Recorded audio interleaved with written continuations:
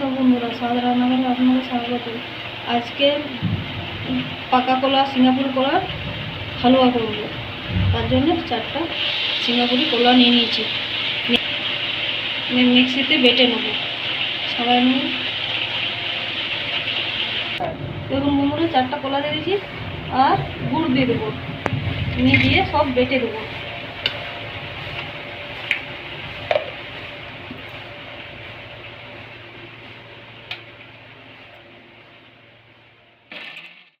কড়াই চাপিয়ে দিয়েছি, 1 চামচ দিয়ে দেবো।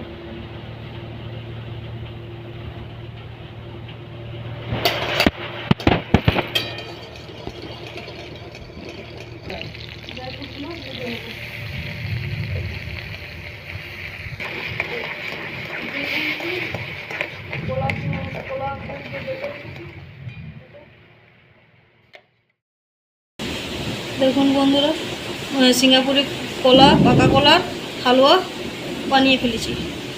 হয়ে গেছে, দেখুন কি সুন্দর হয়েছে।